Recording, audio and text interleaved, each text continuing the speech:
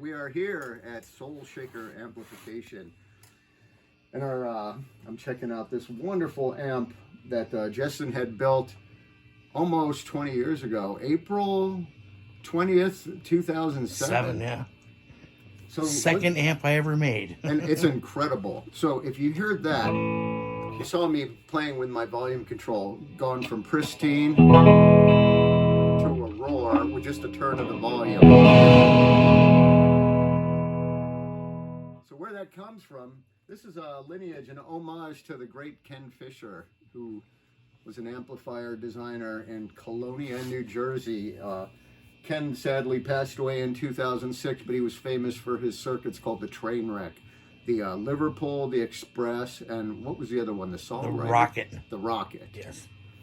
And that's based on the Express model, but with octal preamp tubes. So if you want to get real nerdy, it was understood that Ken had built maybe one amp using the octal. I think a Liverpool with octal Liverpool, tubes, right?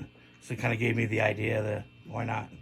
But Jestin made the first one is similar. It's sitting over there. Then the one that sort of gave him notoriety was this Mama Soul Shaker.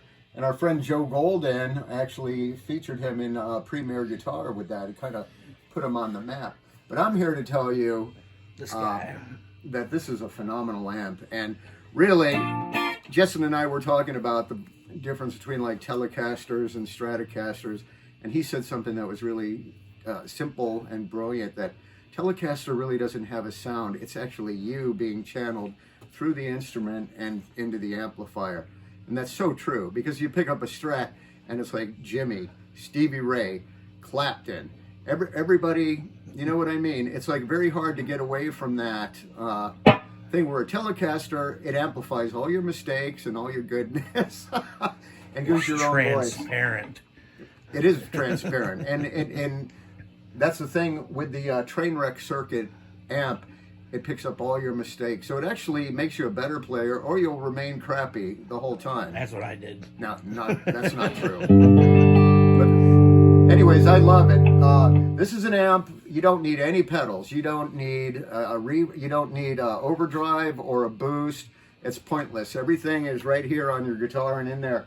And Jestin's got all the controls set up. The volume at noon, treble, middle, bass, the presence, and I believe at one time there was it's a cut control. A cut control. Which was, yeah, something that the Rocket had and later Comet amplifiers had, so it was added to it and very useful.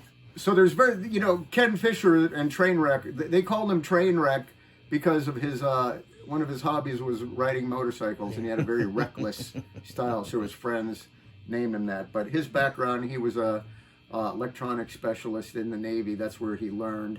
And he went to work for Ampeg, and he started as a repair person, very much like Jestin, and then he built an amp for a guy who had Vox AC30s, who was in Beatlemania production, but his Vox AC30s kept breaking down, so he asked Ken to build him an amp, and he said sure, and he was knocked out by it. So that was sort of the birth of the Trainwreck.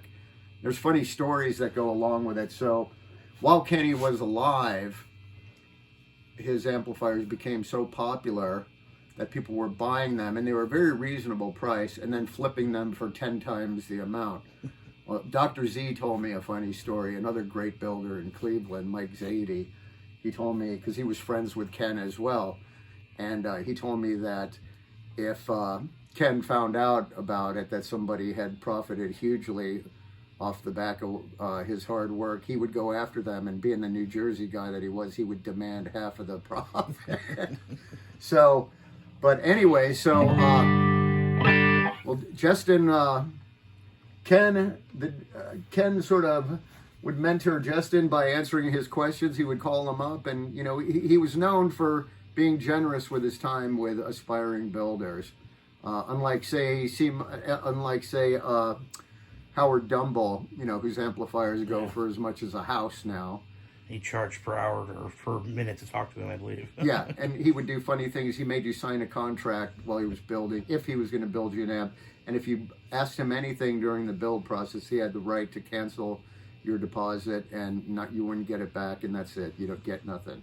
Well, anyways, so my opinion is Jestin is in that long lineage of brilliant people, and it's part of my job. I want to help get him better known. Everyone who hears this and knows knows Jestin and had him work on their amps or build one, they totally know.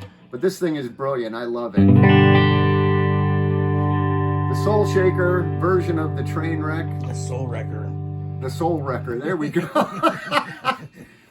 But this amp, I don't know if I mentioned, it was built on April 20th, yes, of 2007. So it's the 420. Now, Ken also, he never serialized numbers because he thought, well, they're my children. You wouldn't call your children a serial number. So he gave them names, and it was usually a female. And so this one is Mary Jane, which makes all the sense. So having said that,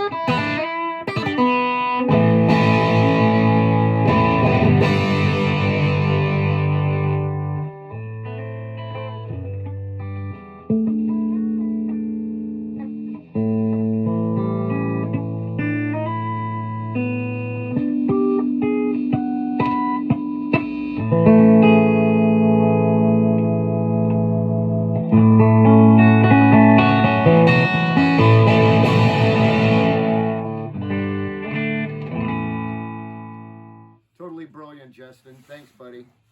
Take care, everyone.